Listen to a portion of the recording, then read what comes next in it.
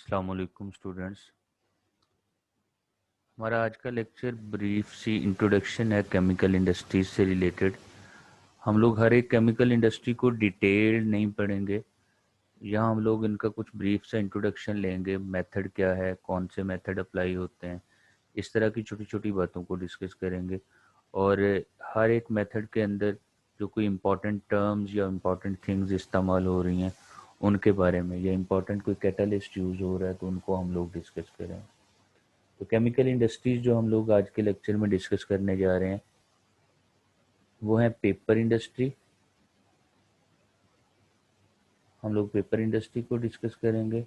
उसके साथ साथ fertiliser industry, cement industry, cement preparation का थोड़ा सा मेथड और रॉ मटेरियल कौन कौन सा होता है, सोडा ऐश इंडस्ट्री, इसमें रॉ मटेरियल कौन सा यूज़ होता है और उसके साथ इस प्रोसेस को परफॉर्म कैसे किया जाता है। Caustic soda industry, soda ash sodium carbonate है और कास्टिक सोडा सोडियम हाइड्रोक्साइड को बोलते हैं। तो सोडियम हाइड्रोक्साइड कैसे प्रिपेयर किया जाता है। उसके साथ सल्फ्यूरिक एसिड, कॉन्टैक्ट प्रोसेस से सल्फ्यूरिक एसिड की प्रेपरेशन बहुत इंपॉर्टेंट टॉपिक है और इंडस्ट्रियली बहुत ज़्यादा इंपॉर्टेंस रखता है। तो हम लोग कॉन्टैक्ट प्रोसेस की प्रेपरेशन और स्टील प्रेपरेशन और composition of steel, different ores of steel या डिफरेंट अलॉयज ऑफ स्टील कौन कौन से, उनकी कॉम्पोजिशन क्या है और उनको यूज़ कहाँ किया जाता है, इन सब को हम लोग इस लेक्चर के अंदर डिस्कस करेंगे। Starting from the paper industry. Paper industry के लिए रॉ मटेरियल कौन कौन सा यूज़ होता है। वुड फाइबर्स, बटरेजेस, flax, cotton linter, bagasse etcetera. ये शुगर कैन इंडस्ट्रीज के रेजिड्यू, उसको बैगेज का नाम देते हैं। ये सारा रॉ मटेरियल्स हम लोग पेपर इंडस्ट्री में यूज़ करते हैं। Pulping procedure, pulping done to separate and clean the fibers. Pulping is done in a large pressure cooker.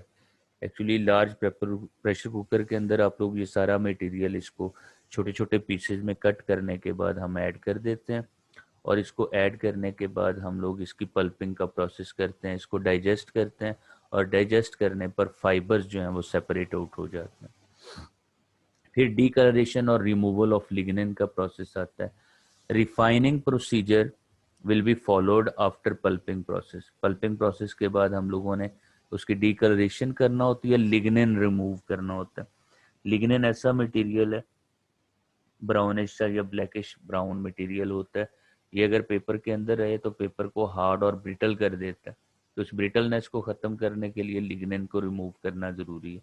तो लिग्निन रिमूवल आपको पता होना चाहिए। लिग्निन क्या है? It is a material which if persist in the pulp it would make the paper brittle। तो brittle paper जो है उसके ऊपर फिर इंक फैलती है। जैसे आमतौर पर ये जो रफ पेज यूज होता है उसके अंदर इंक फैल रही होती है, डिफरेंट कलर्स का ये पेज आ रहा होता है। ब्लीचिंग प्रोसेस डन करते हैं। ब्लीचिंग प्रोसेस में दो तरह की ब्लीचिंग की जाती है, मैकेनिकल और केमिकल ब्लीचिंग। यहाँ केमिकल यूज करते हैं, मैकेनिकल ब्लीचिंग में हम लोग जस्ट इसको वॉश कर रहे होते हैं। Mechanical bleaching is use to prevent excessive loss of lignin. मतलब लिग्निन रिमूव करना तो जरूरी है, लेकिन अगर ये बहुत ज्यादा रिमूव हो जाता है तो फिर पेपर की जो वो हार्डनेस है वो बिल्कुल खत्म हो जाएगी। तो इसकी कुछ क्वांटिटी को रिमूव करना होता है, तो एक्सेसिव लॉस इसका डिजायरेबल नहीं है। तो मैकेनिकल ब्लीचिंग एक्सेसिव लॉस को रोकती है। ऑन द अदर हैंड जब हम लोग केमिकल्स को यूज करते हैं फॉर द ब्लीचिंग प्रोसेस तो सिलेक्टिवली डिस्ट्रॉय कलरिंग इम्प्यूरिटीज। मतलब जो कलर्स होते हैं लाइक ये जो ऊपर जितने रॉ मटेरियल दिए हैं ये ब्राउनिश कलर का प्रोड्यूस करते हैं पल्प। तो उस पल्प को ख़त्म करने के लिए सिलेक्टिवली कलर्स को, इम्प्यूरिटीज को ख़त्म करने के लिए हम लोग लिग्निन यूज करते हैं। But leaves the lignin and cellulosic material intact. अब इसका फ़ायदा ये है कि लिग्निन को और सेलुलोजिक मटेरियल दोनों को बहुत ज़्यादा अमाउंट में ये नहीं निकलने देता, जस्ट ये कलरिंग इम्प्यूरिटीज को ख़त्म करता है। केमिकल्स यूज्ड इन ब्लीचिंग, ये पता होना चाहिए आपको। सोडियम बाइसल्फाइड को, सोडियम और जिंक के हाइड्रोसल्फाइड्स को, कैल्शियम और सोडियम हाइपोक्लोराइड को। पाकिस्तान में ये बहुत ज़्यादा यूज़ होता है, sodium and potassium hypochlorite. Hydrogen और sodium peroxide, sulphur dioxide in बोरोल प्रोसेस। ये सारे के सारे ऐसे मटेरियल, ऐसे केमिकल्स हैं जिनको हम लोग ब्लीचिंग पर्पज़ के लिए इस्तेमाल करते हैं। Dilution process to form a thin fibre mixture, मतलब जो फाइबर पल्प फाइबर्स हमारे पास ऑब्टेन हुए हैं उनको डाइल्यूट करते हैं आगे उनको पेपर मेकिंग मशीन में स्प्रेड करने के लिए। तो formation of fibre on a thin screen slurry is introduced to the head of the paper making machine and then it is spread at a fabric sheet on which this film is made smooth and water is removed। मतलब paper making machine है, उसके नीचे से fabric चल रहा होता है, उस फैब्रिक के ऊपर पेपर मेकिंग मशीन का हेड इस स्लरी को या पल्प को लगा रहा होता है, उसकी एक कॉमन सी यूनिफॉर्म लेयर बिछा देता है। उस यूनिफॉर्म लेयर से आप वाटर रिमूव करते हैं, आगे कंप्रेशन सेक्शन लगा हुआ होता है, प्रेस कहते हैं। तो प्रेस के रोलर के दरमियान से जब वो फैब्रिक गुजरता है तो उस फैब्रिक के ऊपर जो पल्प लगा हुआ है उस पल्प की एक तो स्मूथ लेयर बनती जाती है, दूसरा उसमें से वाटर रिमूव हो जाता है। तो वाटर को बाई ग्रेविटी भी रिमूव करते हैं, बाई प्रेसिंग भी रिमूव करते हैं। Pressurisation to enhance the material density, फिर उसको प्रेशराइज करके पेपर को एक दूसरे के साथ मैच, उन फाइबर्स को एक दूसरे के साथ इन कांटेक्ट कर दिया जाता है जिससे पेपर प्रिपेयर हो जाता है। फिर ड्राइंग का प्रोसेस करते हैं to eliminate the density of the material और finishing procedure to provide a suitable surface. उसको सूटेबल सरफेस प्रोवाइड करने के बाद आप इसको यूज़ कर लेते हैं या इसको पेपर की फॉर्म में ले लेते हैं। ब्लीचिंग प्रोसेस में कौन कौन से केमिकल यूज़ होते हैं, रॉ मटेरियल कौन सा यूज़ होता है, पल्पिंग प्रोसेस कैसा है, पल्पिंग कैसे करते हैं, लिग्निन क्या चीज़ है, ये सारे पॉइंट्स आपके जहन में होने चाहिए। कलरिंग को ख़त्म कैसे करते हैं, लिग्निन की ज़्यादा अमाउंट ख़त्म होने पर क्या होता है, लिग्निन की अगर ज़्यादा अमाउंट हो पेपर में तो तब क्या प्रॉब्लम आती है, सारे पॉइंट याद रखने। Next is fertiliser industry. Fertiliser बहुत सारी यूज़ होते हैं। एक्चुअली प्लांट्स को मेजर कंपोनेंट जो है या प्लांट्स के मेजर मिनरल जो प्लांट्स को रिक्वायर्ड है वो कौन कौन से हैं, नाइट्रोजन, फास्फोरस, पोटेशियम और सल्फर, ये चार चीज़ें रिक्वायर्ड हैं। NPK फर्टिलाइज़र भी बोला जाता है, नाइट्रोजन, पोटेशियम और फॉस्फोरस बेस्ड फर्टिलाइज़र। इसमें साथ एक एडिशन कर लें सल्फर की, सल्फर भी रिक्वायर्ड होता है फर्टिलाइजर्स को। तो nitrogen, phosphorus, potassium and sulphur containing fertilisers use करते हैं। सबसे पहले हम यूरिया की बात करते हैं। मोस्ट एक्सटेंसिवली यूज्ड फर्टिलाइजर है, हर फसल में यूज होती है, नाइट्रोजन प्रोवाइड करती है। नाइट्रोजन क्या करता है, प्रोटीन्स बनाने में इंपॉर्टेंट रोल प्ले करता है। तो ammonia by Haber's process prepare करते हैं। कार्बन डाइऑक्साइड किसी भी फ्यूल की कंबस्टन से हम लोग प्रिपेयर कर लेते हैं। इस अमोनिया और कार्बन डाइऑक्साइड को मिक्स किया जाता है एट 180 टू 210 डिग्री सेंटीग्रेड। इससे बनता है अमोनियम कार्बामेट। फिर अमोनियम कार्बामेट जो है इसको आप डिक्रीजिंग प्रेशर पर डिकम्पोज करते हैं, इसमें से वाटर निकल जाता है। रिमूवल ऑफ वाटर से हमारे पास यूरिया प्रिपेयर होता है और यूरिया का ये एक सोल्यूशन बन जाता है। इस यूरिया के सोल्यूशन को हीट करके हम लोग कॉन्सेंट्रेट कर लेते हैं। जब कॉन्सेंट्रेशन हो जाती है इसकी तो कॉन्सेंट्रेटेड सोल्यूशन ऑफ यूरिया को प्रीलिंग टावर में ले जाया जाता है। प्रीलिंग टावर में क्या करते हैं, नीचे से कूल एयर ऊपर उठ रही होती है और ऊपर से प्रिल्स नीचे गिर रही होती हैं। तो प्रिल जो है वो रास्ते में कूल डाउन होकर ड्राई हो जाती हैं, प्रिल्स को इकट्ठा कर लेते हैं, इस तरह यूरिया को इकट्ठा कर लिया जाता है। प्रोसेस क्या हो रहा होता है, NH3 CO2 आपस में कंबाइन होते हैं, अमोनियम कार्बामेट बनाते हैं, NH2 C double bond ONH4। अब इससे H2O निकल जाता है तो ये यहाँ भी NH2 रह जाता है, NH2 C double bond ONH2, urea is prepared साथ वाटर। ये जो सोल्यूशन है इसको कहता है प्रीलिंग टावर में भेजते हैं और प्रीलिंग टावर से हम लोग यूरिया की प्रिल्स को प्रिपेयर कर लेते हैं। दूसरी अमोनियम नाइट्रेट है, ये भी नाइट्रोजनस फर्टिलाइजर है और अमोनियम नाइट्रेट को प्रिपेयर करने का बेहतरीन मेथड है कि अमोनिया को हम मिक्स कर देते हैं नाइट्रिक एसिड के साथ। ड्राइड अमोनिया लिया जाता है, अमोनियम हाइड्रोक्साइड की फॉर्म में नहीं लेते इसको, dried ammonia gas.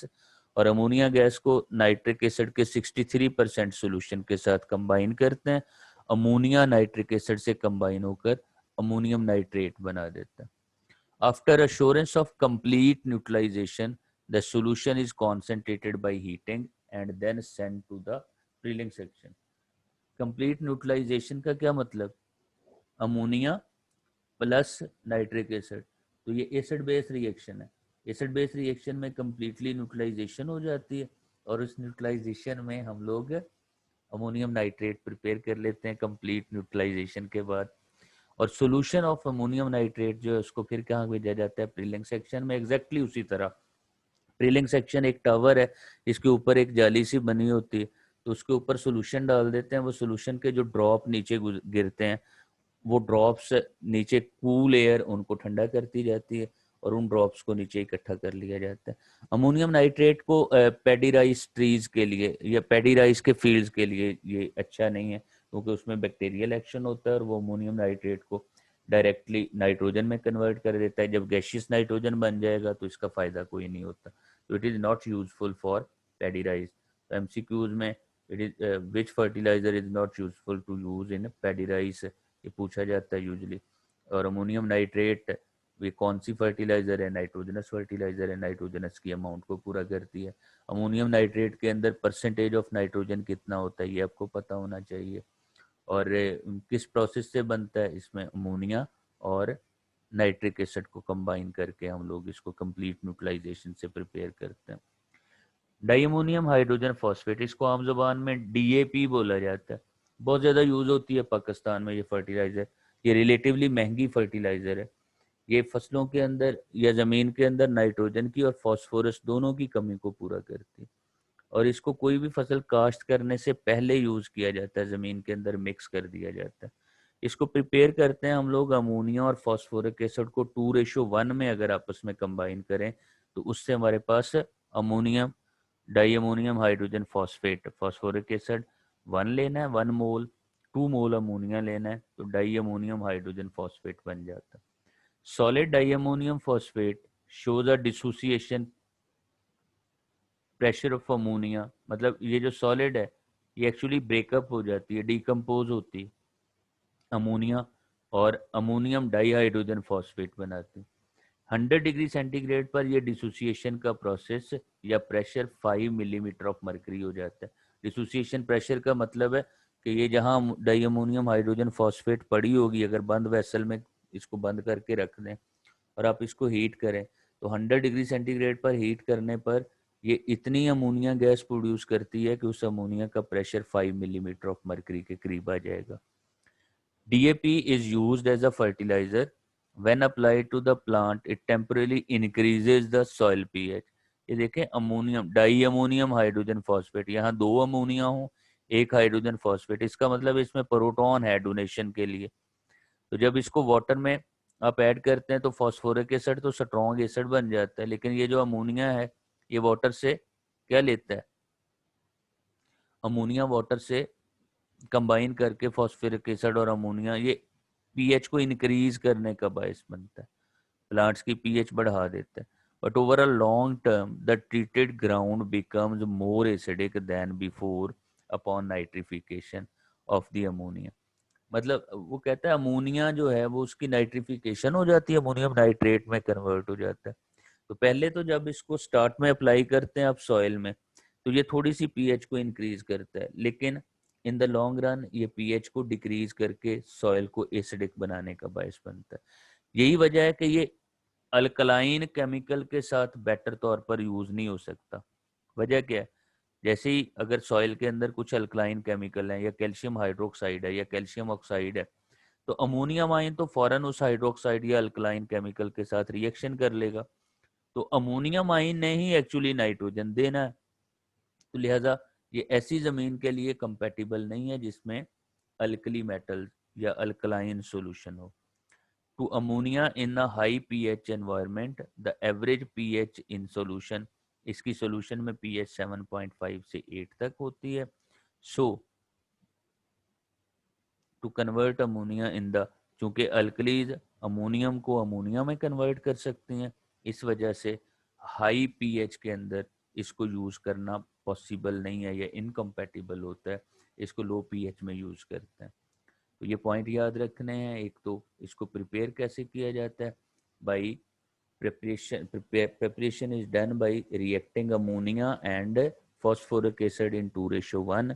Solid diammonium hydrogen phosphate dissociate होकर अमोनिया देता है, और ये फर्टिलाइज़र DAP जिसको बोला जाता है, ये pH को इंक्रीज करने का बायस बनती है, और ऐसी सॉइल के अंदर इसे यूज़ करना बेटर नहीं है जिसके अंदर पहले से अल्कली मौजूद हो, क्योंकि गैशियस अमोनिया बन जाएगा और वो ये निकल जाएगा सॉइल से।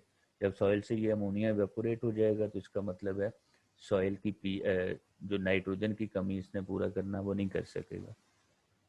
इसके अलावा फर्टिलाइजर्स हैं calcium nitrate, potassium nitrate, liquid ammonia को भी यूज़ किया जाता है। लिक्विड अमोनिया को इंजेक्ट करते हैं ज़मीन के अंदर, ये वाहिद फर्टिलाइज़र है जिसको ज़मीन के अंदर इंजेक्ट किया जाता है।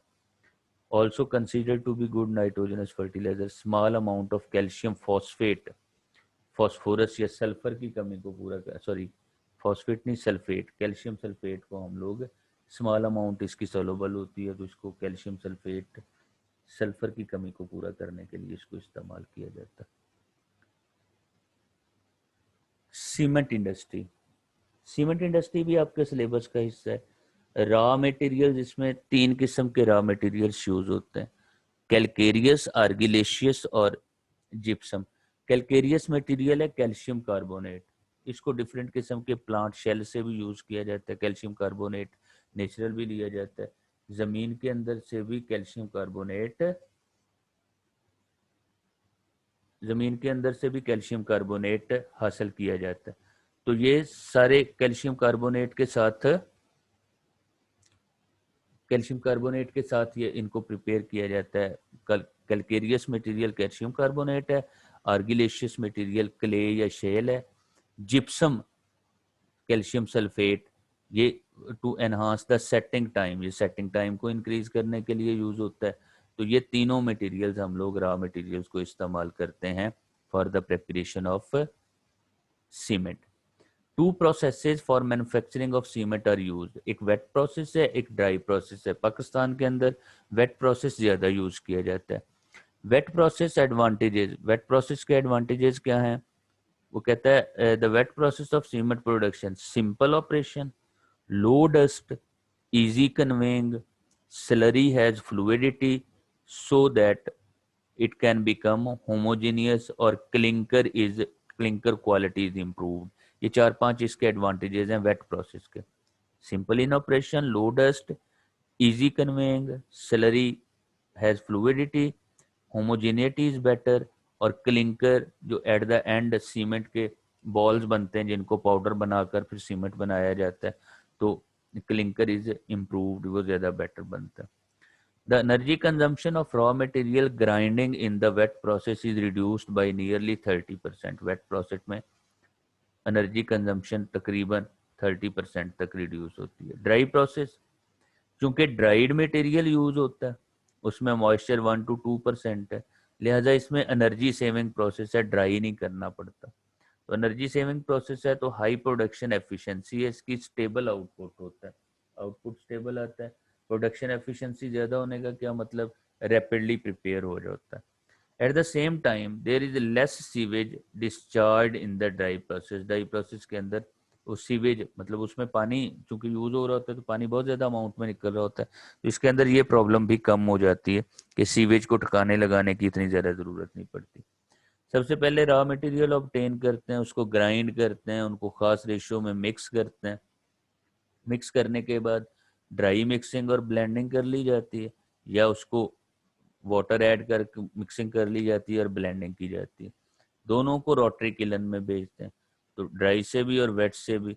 जब ये रोटरी किलन में आता है तो यहाँ इसकी वाटर की परसेंटेज को आप एडजस्ट करते हैं, क्लिंकर को कूल डाउन करके स्टोर कर लिया जाता है, फिर इस क्लिंकर को ग्राइंड करते हैं ये चीज़ें ऐड करके, जिप्सम, फ्लाई ऐश एटसेट्रा, और इससे पैकिंग डिस्पैचेज में भेज देते हैं। यहाँ जिप्सम का काम या प्लास्टर ऑफ पेरिस का काम just to increase the setting time of cement होता है, ये सीमेंट के सेटिंग टाइम को इंक्रीज करने का बायस बनता है।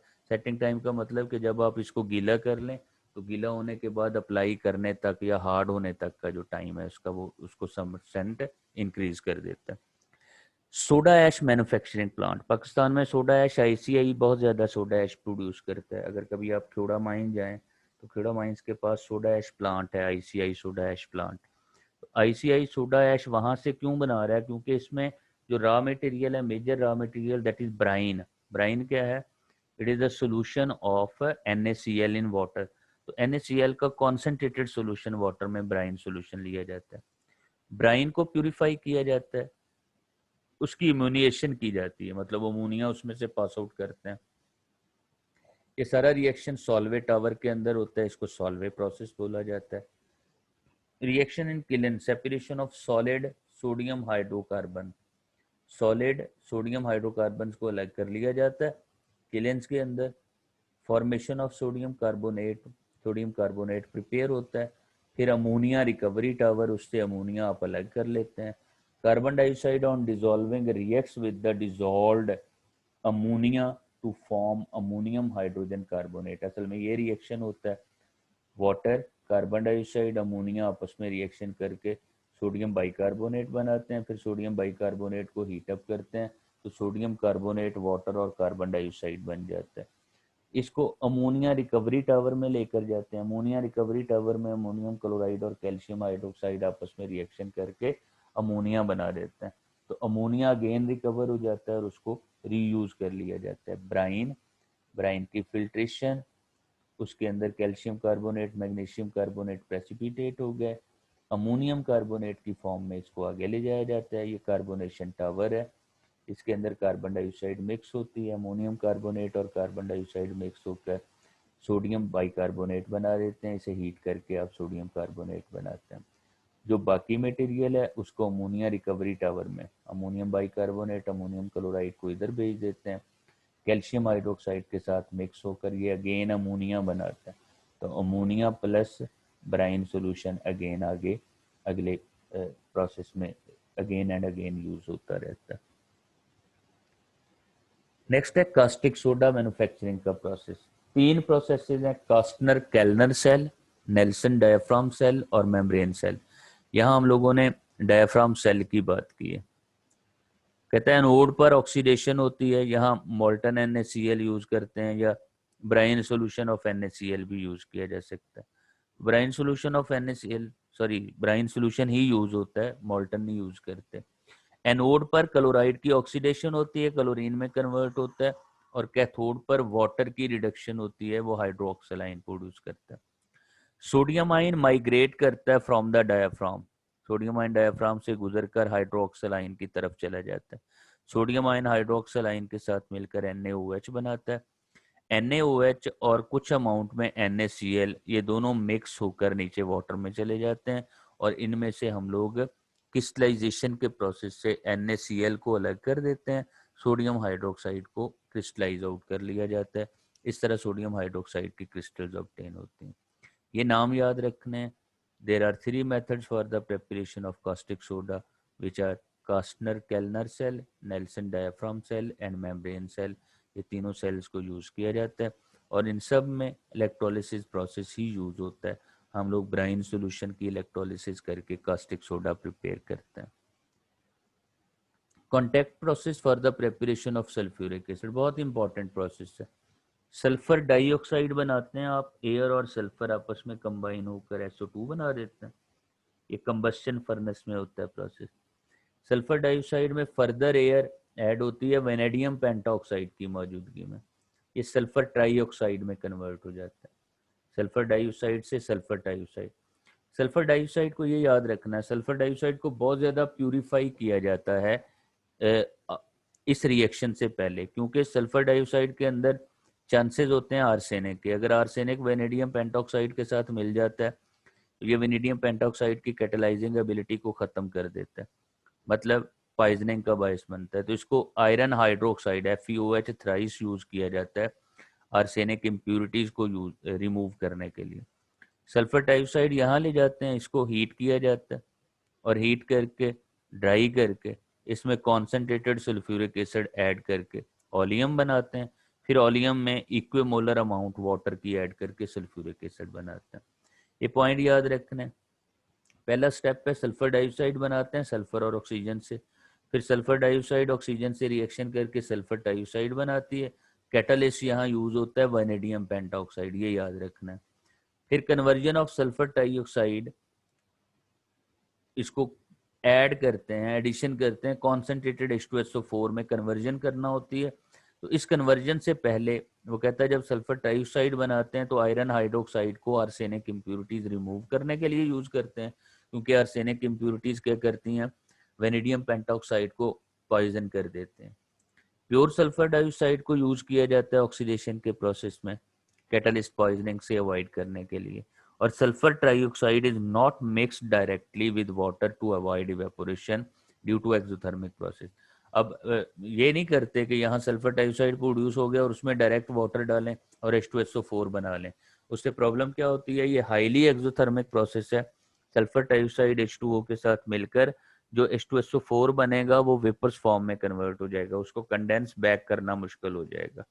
तो it is first dissolved in H2SO4, पहले इसको H2SO4 में ऐड करते हैं SO3 को, H2S2O7 बन जाता है और फिर उसके अंदर वाटर ऐड करते हैं ताकि ओलियम या सल्फ्यूरिक एसिड प्रिपेयर किया जा सके।